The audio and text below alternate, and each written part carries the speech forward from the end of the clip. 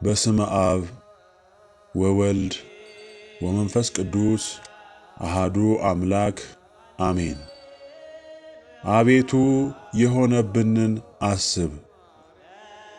ይህን የሰቆቃና የተማጽኖ ልመና ወደ እግዚአብሔር ያቀረበ ታላቁ ነቢይ ኤርምያስ ሲሆን ኤርምያስ ማለት የቃሉ ትርጉም እግዚአብሔር ከፍ ያደርጋል፣ እግዚአብሔር ያነሳል ማለት ነው። አምላካችን እግዚአብሔር እኛን ኢትዮጵያውያንን ከወደቅንበት አዘቅት ከተጣልንበት መከራ ያንሳን፣ ከፍ ከፍ ያድርገን። ዘመኑ ክብር ከእስራኤል የለቀቀበት የይሁዳ ማለትም የእስራኤል ክፋት የባሰበት፣ ፍርድ የተጓደለበት፣ ድሃ የተበደለበት፣ አምልኮ ጣዖትና ክህደት በእግዚአብሔር ሕዝብ መካከል የተስፋፋበት ክፉ ዘመን ነበር። የቤተ ክርስቲያን ሊቃውንት ያ ዘመን ከዛሬው ከኢትዮጵያውያን ዘመን ጋር የሚመሳሰልበትን አመስጥረው ያስተምራሉ።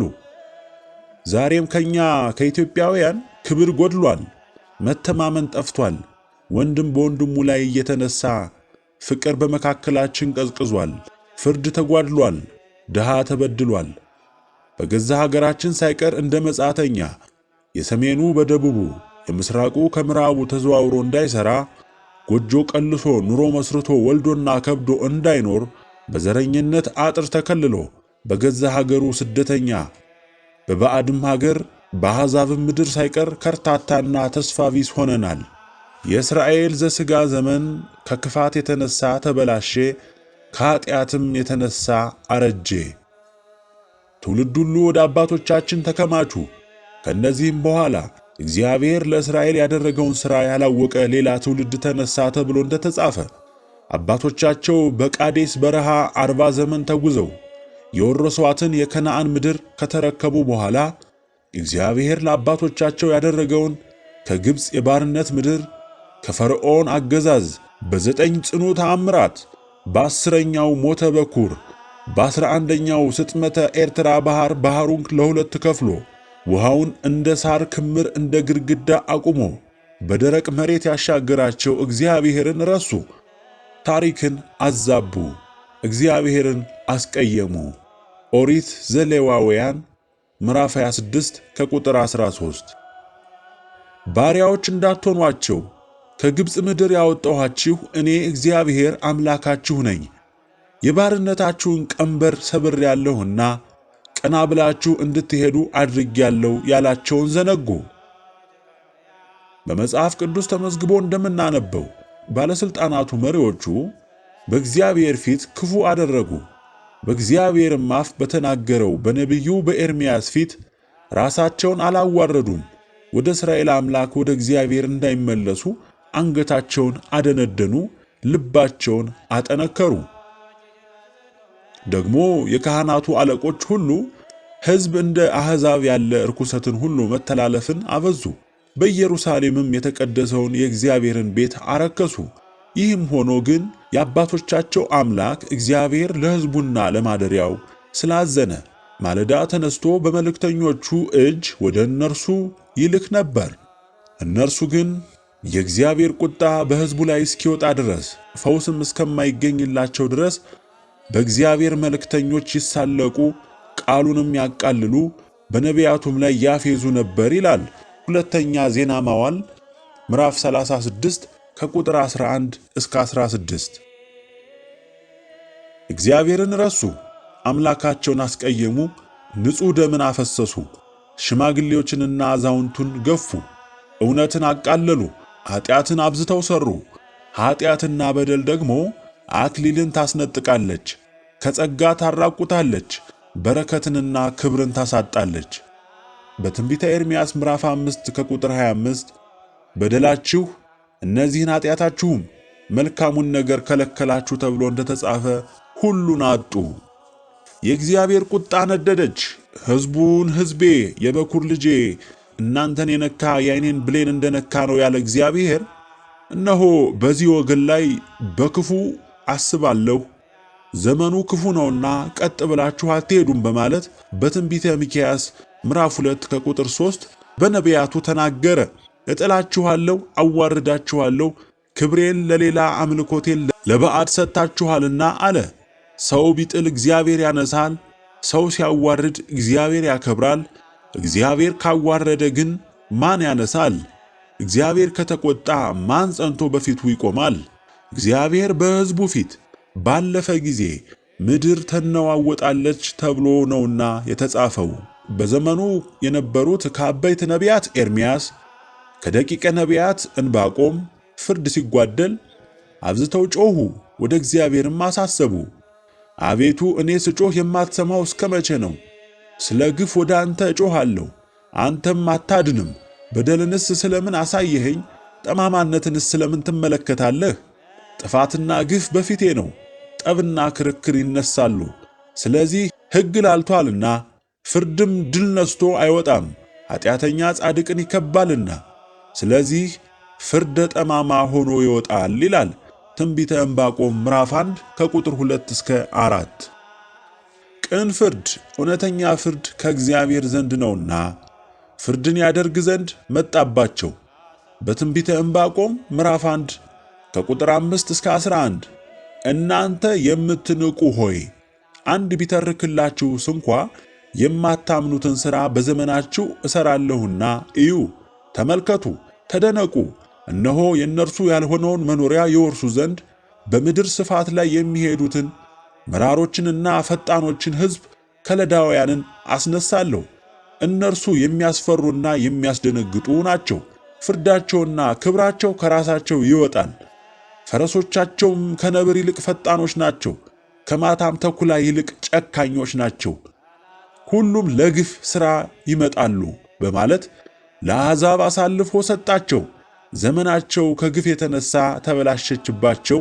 ይህንን ባየ ጊዜ ነቢዩ ኤርምያስ አቤቱ የሆነብንን አስብ፣ ዘመናችንንም እንደ ቀድሞ አድስልን አለ። የእስራኤል ዘመን በምን ተበላሸ? የእኛስ የኢትዮጵያውያን ዘመን በምንና እንዴት ተበላሸ? በቃሉ መስታወትነት እያነጻጸርን እንመልከት፣ ራሳችንንም እንመርምር።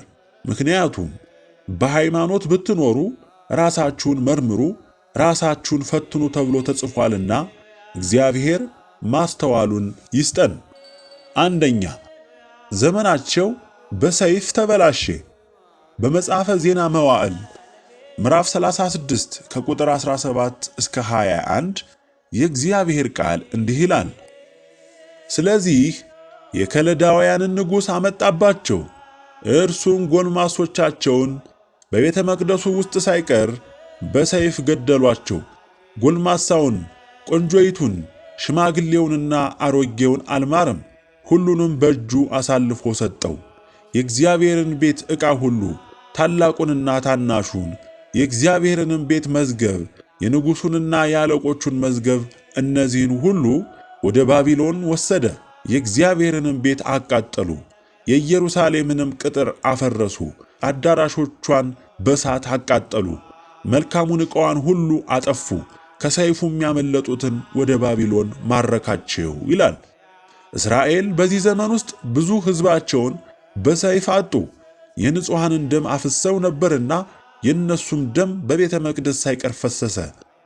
የጻድቃንን ደም በውስጣቸው ስላፈሰሱ ስለ ነቢያቶቿ ኃጢአትና ስለ ካህናቶቿ በደል ይህ ሁሉ ሆነ ይላል ሰቆቆ ኤርምያስ ምዕራፍ 4 ከቁጥር 13። እኛም ኢትዮጵያውያን መታወቂያችን ጦርነት ነው። ለበርካታ ዓመታት በባዕድ ጦርም ሆነ እርስ በርስ ጦርነት ብዙ ወገኖቻችን በሰይፍ አጥተናል። አሁንም ድረስ እያጣን ነው። በተለይ ከተወሰኑ 10 ዓመታት ወዲህ የአንዲት የኢትዮጵያ ልጆች ሆነን ነገር ግን በዘርና በጎጥ በወንዝም ተከፋፍለን በሰይፍ እየተላለቅን እየተጠፋፋን እንገኛለን። ነገር ግን እርስ በርሳችሁ ብትነካከሱና ብትበላሉ እርስ በርሳችሁ እንዳትጠፋፉ ተጠንቀቁ እንዲል ሐዋርያው በገላትያ ምዕራፍ 5 ከቁጥር 15 ባለማስተዋል በመጥፊያ ዋዜማ ላይ ደርሰናል ሲሆን በፍቅራችን በእንግዳ ተቀባይነታችን በባህላችን ያለንን በመከባበር ይዘን ቢቻላችሁስ ከሰው ጋር ሁሉ በሰላም ኑሩ ተብለን ሳለ ለአሕዛብና ለጎረቤቶቻችን በፍቅር ኑሯችን ምሳሌ መሆን ሲገባን በመለያየት ሰይፍ ዘመናችንን እያበላሸን ነው። ሰይፍን መተላለቅን በማጥፋት ሰይፋችን ወደ ሰገባው መልሰን በትዕግስትና በፍቅር እውነትን አንግሰን ዘመናችንን ለማደስ ቆርጠን እንነሳ። ሁለተኛ፣ ዘመናቸው በረሃብ ተበላሸ። ሰይፍ ወይም ጦርነት አስከፊ ገጽታው ደም ማፍሰሱ፣ ወገን ማጥፋቱ ብቻ ሳይሆን ለቋሚውም ጠባሳ ትቶ ጦስ ሆኖ ማለፉ ነው። ጦርነት የሀገርን የሕዝብን ኢኮኖሚ ስለሚያቃውስ ለረሃብ፣ ለችግር፣ ለተመጽዋችነት ይዳርጋል። እስራኤል ሁሉን አብዝቶ ስለሰጠህ አምላክህን እግዚአብሔርን በፍስሐና በሐሴት አላመለክምን? በረሃብና በጥማት በራቆትነትም ሁሉንም በማጣት እግዚአብሔር ለሚልክብህም ጠላቶችህ ትገዛለህ ተብሎ በኦሪት ዘዳግም ምዕራፍ 28 ከቁጥር 47 እንደተጻፈ መና ከሰማይ አውርዶ የመገባቸውን፣ ውሃን ከጭንጫ አፍልቆ ያጠጣቸውን፣ ቀን በደመና ሌሊት በብርሃን አምድ የሲናን በረሃ አሻግሮ ምድረ ርስት ያወረሳቸውን እግዚአብሔርን በፍስሐና በሐሴት በማመስገን ፈንታ ውለታውን በመርሳታቸው ከከለዳውያን ሰይፍ የተረፉት ወደ ባቢሎን ተማረኩ፣ ተሰደዱ፣ በረሃብ ተቀጡ። ነቢዩ ኤርምያስ ሰቆቃውን፣ ጩኸቱን፣ የረሃቡን አስከፊነት ሲጽፍ ጡት የሚጠባውን የሕፃን ምላስ ከጥም የተነሳ ወደ ትናጋው ተጣበቀ። ሕፃናት እንጀራ ለመኑ፣ የሚቆርስላቸውም የለም። ፊታቸው ከጥቀርሻ ይልቅ ጠቁሯል፣ በመንገድም አልታወቁም። ቁርበታቸው ወደ አጥንታቸው ተጣብቋል፣ ደርቋል፣ እንደ እንጨት ሆኗል። በሰይፍ የሞቱ በረሃብ ከሞቱት ይሻላል። እነዚህ የምድርን ፍሬ አጥተው ተወግተውም ቀጥነዋል። የሩሩሆች ሴቶች እጆች ልጆቻቸውን ቀቅለዋል ይላል ሰቆቃወ ኤርምያስ ምዕራፍ 4 ከቁጥር 4 እስከ 11። አዎ እግዚአብሔር መዓቱን ፈጽሟል፣ ጽኑ ቁጣውን አፍስሷልና ስብራታቸው የከፋ ነበር። እኛም ኢትዮጵያውያን የማንነታችን ታሪክ ካበላሸው ጥቁር ጠባሳ ሆኖ ካለፈው ገጽታችን መካከል አንዱና የዓለም የመገናኛ ብዙሃን ሳይቀር የዘገቡት እኛም እስካሁን እያፈርንበት ያለነው ዘመናችንን ያበላሸው ረሃብተኝነታችን ነው። ከዚህም የተነሳ የምዕራቡ ዓለም የኢኮኖሚ ጥገኛ ለማኝና ተመጽዋች ሆነናል። ብዙ ወገኖቻችንም በረሃብ ሰይፍ አጥተናል። አሁንም ድረስ ሕዝባችን በዚህ ሰይፍ ሰለባ እየሆነ ነው። በመጽሐፍ ቅዱስ ለኢትዮጵያውያን ሰዎች ምግባቸውን ሰጣቸው ተብሎ እንዳልተጻፈልን እኛ ግን እያለን የሌለን የባለጸጋ ድሃ ሆነን ቅርጫት ተሸክመን የዳቦ ፍርፋሪ ለመልቀም በባዕድ ሀገር በአሕዛብ መንደር ሳይቀር ስደተኛና መጻተኛ ሆነናል።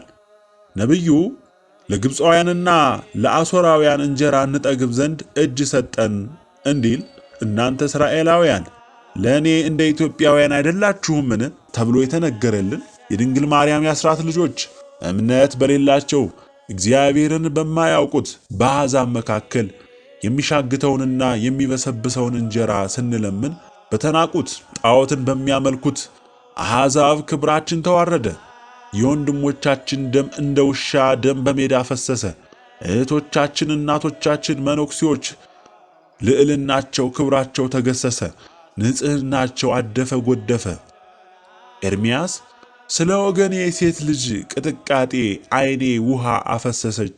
እግዚአብሔር ከሰማይ እስኪጎበኘን እስኪመለከት ድረስ ዓይኔ ሳታቋርጥ ዝም ሳትል እንባ ታፈሳለች እንዲል እኛም ትላንት በሳውዲ አረቢያ እንጀራን ፍለጋ ሄደው ደማቸው ለፈሰሰው ወንድሞቻችን፣ ክብራቸው ለተነካው እህቶቻችን፣ ስብዕናቸው ለተገሰሰው ኢትዮጵያውያን እንዲሁም በየጊዜው የዚህ መከራ ገፈት ቀማሽ ለሆኑትና በመካከለኛው ምስራቅ በተለያየ ምክንያት በአሰሪዎቻቸው በሚደርስባቸው ግፍና ጫናም ሆነ ከጭንቀት የተነሳ አእምሮአቸውን ለሚስቱ፣ ራሳቸውን ለሚያጠፉ፣ በግፍ ለሚገደሉ ሁሉ ሰው መከራቸውን ባያይም እግዚአብሔር ያያልና ሳናቋርጥ እናሳስባለን፣ እግዚአብሔርን እንማጸናለን። ከዚህም በተጨማሪ ረጅም ዕቅድ አቅደው ተስፋ ሰንቀው ከሞቀ ቤታቸው ወጥተው ከዘመዶቻቸው ተለይተው የስደትን ጉዞ ጀምረው በተለያየ ምክንያት በመንገድ ለቀሩት፣ በአውሬ ለተበሉት፣ በባህር ለሰጠሙት፣ በግብፅና በሜክሲኮ በረሃ ለቀሩት ሁሉ ወደ እግዚአብሔር እንማልዳለን። በተለያዩ ክፍለ ዓለማት ፍርድ ከሚጓደልባቸው ሰብአዊ መብት ለተነፈጋቸው ኢትዮጵያውያን ሁሉ ቢመሽም ይነጋል፣ ቢጨልምም ብርሃን ያወጣል። የአባቶቻችን አምላክ እንደገና ያየናልና አንዘን። በመሰረቱ ልብ ብለን አስተውለነው ከሆነ በእውነት እግዚአብሔር ሊናገረን ሊገስጸን ፈልጎ እንጂ እርሱ በክፎችና በበጎች ላይ ፀሐይን ያወጣል፣ በኃጥአንና በጻድቃንም ላይ ዝናብን ያዘንባል፣ ለማያመሰግኑት ለክፎች ቸር ነው ተብሎ በወንጌል እንደተጻፈ እንኳንስ ለኛ ለኢትዮጵያውያን ስማችን ከ40 ጊዜ በላይ በመጽሐፍ ቅዱስ ለተመዘገበው ለልጆቹ አሕዛብንም በምሕረት ቸርነቱ ያኖራል። ነገር ግን በትውልዳችን እግዚአብሔርን ካስቀየምንበት ከበደልንበት ነገር ተመልሰን ራሳችንን እንመርምር፣ በንስሐም እንመለስ። እንደዚያ ካደረግን የሁሉ ዓይን አንተን ተስፋ ያደርጋል፣ አንተም ምግባቸውን ትሰጣቸዋለህ ተብሎ በመዝሙረ ዳዊት ምዕራፍ 144 ከቁጥር 15 እንደተገለጸው ተስፋ ያደረግነው እግዚአብሔር ኢትዮጵያን የበረከት ሀገር ያደርጋታል። ሶስተኛ፣ ዘመናቸው በበሽታ ተበላሸ። እስራኤል የእግዚአብሔርን መንገድ ትተው ውለታውን ስለዘነጉ ስለተሰጣቸውም ነገር ማመስገንን ቸል ብለው በአሕዛብ ግብር በአመንዝራነት በዝሙት ስለተላለፉ እግዚአብሔር ፈውስ በሌለው በክፉ ቁስል ጉልበትህንና ጭንህን ከእግርህ ጥፍርም እስከ ራስ ፀጉርህ ይመታሃል ተብሎ በኦሪት ዘዳግም ምዕራፍ 28 ከቁጥር 35 እንደተጻፈው ከሰይፍና ከረሃብ የተረፉት በበሽታና ፈውስ በሌለው ደዌ ተቀጡ፣ ብዙ ወገኖቻቸውንም በዚህ መቅሰፍት አጡ። ኢትዮጵያውያን ብዙ ወገኖቻችን ፈውስ በሌለው መቅሰፍት ላለፉት 4 አስርት ዓመታት አጥተናል። አሁንም እያጣን ነው። ኢትዮጵያዊ ኢትዮጵያዊነቱን ነብር ዥንጉርጉርነቱን ይቀይራልን? ነገር ግን የሰው ፈላጊ የራሱን ያጣል እንደተባለው የሩቅ ናፋቂ ሆነን ጨዋነታችን፣ ግብረ ገብነታችን፣ ስነ ምግባራችን በመተው የምዕራቡን ዓለም ለመምሰል ባደረግነው ሙከራ አመንዝራነትና ዝሙትን እንደ ዘመናዊነት ተለማመድን። ልቅ ግንኙነት፣ ዝሙት ለበሽታ ያጋልጣል። ነገር ግን በላስቲክ ይቻላል ብሎ ዓለም ኃጢአትን በአደባባይ ሲያውጅ እኛም ተቀብለን አስተጋባን። መምህራን ነን፣ ካህናት ነን የሚሉ ደግሞ ቤተ ክርስቲያን ስለ ቤተሰብ ምጣኔ፣ ስለ ኮንዶም ሰባኪ አደረጓት። ሌላው ቀርቶ ትውልዱ የተቀጣበትን እግዚአብሔር ምድርን ከፍሎ ከሰማይ የፈላ ውሃን አውርዶ የሶዶምንና በኖህ ዘመን የነበሩ ሰዎችን ያጠፋበትን የግብረ ሶዶማዊነትን ነውር በቅድስት አገር በኢትዮጵያ ላይ በአስከፊ ደረጃ ተስፋፍቷል። እግዚአብሔር እስራኤልን እኔ በክፉ ቁስል መታውህ እንዲል ብዙ ትውልዳችን በመቅሰፍት ተመታ። እግዚአብሔር ብዙ ዘመን በአንድም በሌላም ተናገረን፣ ግን አላስተዋልንም። ደግሞም በአልጋ ላይ በደዌ ይገስጸዋል፣ አጥንቱንም ሁሉ ያደነዝዛል። ሕይወቱም እንጀራን ነፍሱም ጣፋጭ መብልን ትጠላለች። ሥጋው እስከማይታይ ድረስ ይሰለስላል፣ ተሸፍኖ የነበረውም አጥንት ይገለጣል ተብሎ በመጽሐፈ ኢዮብ ምዕራፍ 33 ከቁጥር 19 እንደተጻፈ ለሀገር ለወገን ይጠቅማሉ፣ ሀገር ተረክበው ይመራሉ፣ የቤተሰብ አስተዳዳሪ ይሆናሉ፣ ትውልድ ይተካሉ ተብሎ ተስፋ የተጣለባቸው ብዙዎች በዝሙት መቅሰፍት እንደ ቅጠል ረገፉ። ሕፃናትም ወላጅ አልባ ሆኑ፣ አሳዳጊ አጡ፣ አዛውንትም ጧሪ ቀባሪ አጡ። እስካሁንም ሕዝባችን በዚህ መቅሰፍት እየተቀጣ ነው። አዎ ዘመናችን በእጅጉ ተበላሸ። ወኔያቸው ተሰልቦና ቅስማቸው ተሰብሮ እንዳልሆነ ሆነው ያሉ በቁጥር በርካታ ናቸው። በመጽሐፍ ስብራትህ የማይፈወስ ቁስልህም ክፉ ነው እንዲል ኤርምያስ አሁንም ካልተመለስን ቀና ብለን አንሄድም፣ በጎውን ዘመን አናይም። እንግዲህ ውድ ወገኖቼ እግዚአብሔር እንደገና እንዲያየን ዘመናችን እንዲታደስ ምን እናድርግ? አንደኛ በፍቅር ሆነን በአንድነት እንነሳ። ዘመናችን እንዲታደስ፣ መጥፎ ታሪካችን በመልካም እንዲቀየር፣ እግዚአብሔር በምሕረት እንዲያየን በፍቅር እንመላለስ፣ በኅብረትም እንቁም። በፍቅር ተመላለሱ አይደል የተባል? አንዳንዶቻችን አይደለም የኢትዮጵያዊነት ወጉ የክርስትናው መስመር ውሉ የጠፋብን እንመስላለን።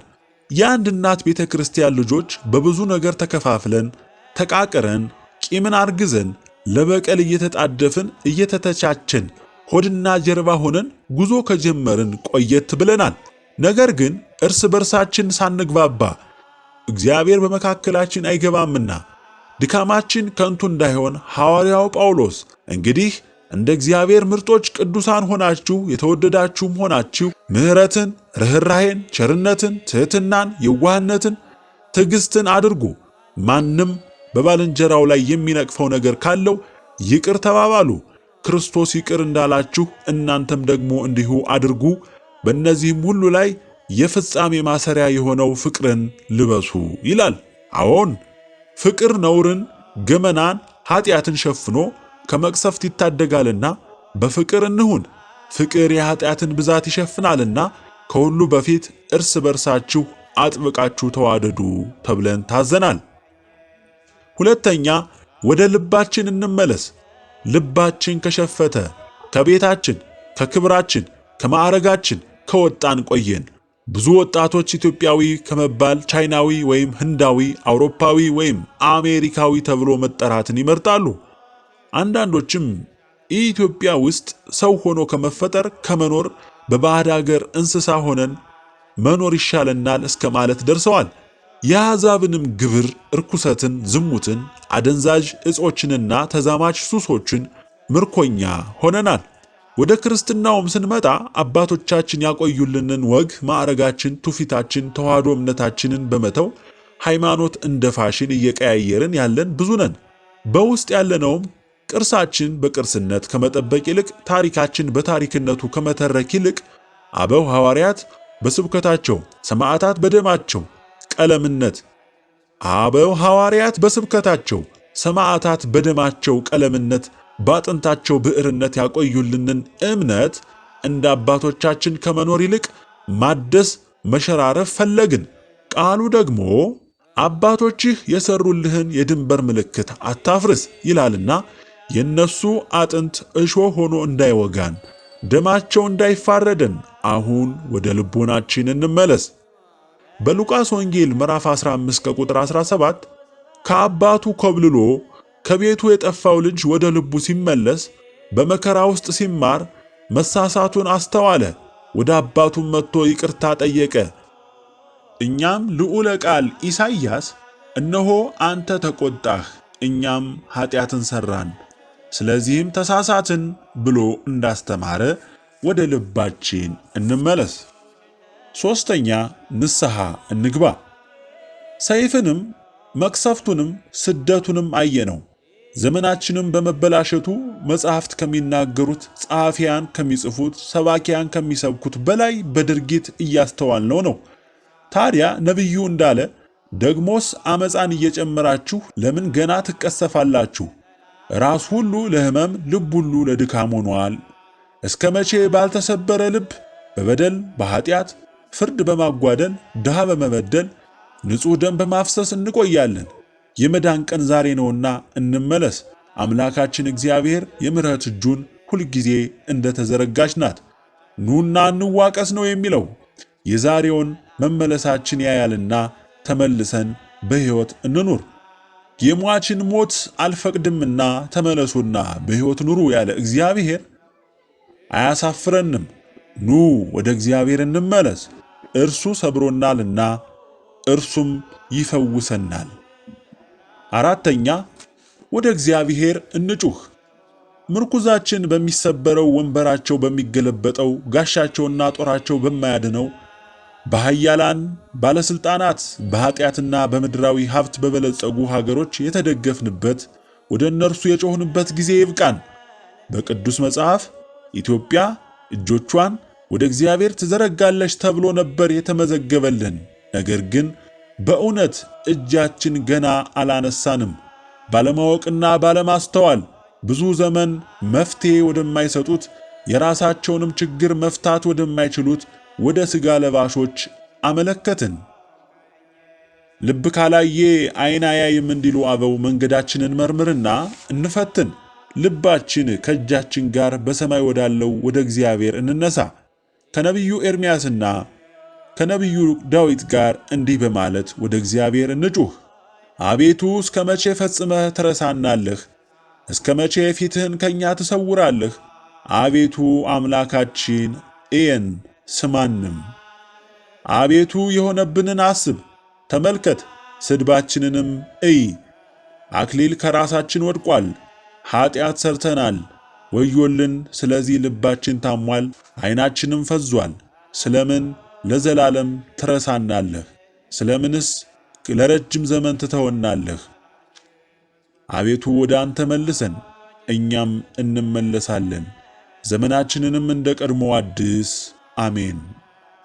እስራኤልን ከሰባ ዘመን በኋላ እንደገና እንዳያቸው በምሕረት እንደጎበኛቸው እኛንም ክፉ ባየንባቸው ዘመኖች ፈንታ ደግ ያሳየናል። በዘመኑም ጽድቅ ያብባል፣ ትንሣኤያችንም ሩቅ አይሆንም። ቸሩ መድኃኔ ዓለም የኢትዮጵያን ትንሣኤ ፈጥኖ ያሳየን። አሜን። የአባቶቻችን የአብርሃም የይስሐቅ የያዕቆብ አምላክ ከእናቱ ከቅድስት ድንግል ማርያም ጋር ይክበር ይመስገን። አሜን። ከእናቱ ከቅድስት ድንግል ማርያም ጋር ይክበር ይመስገን።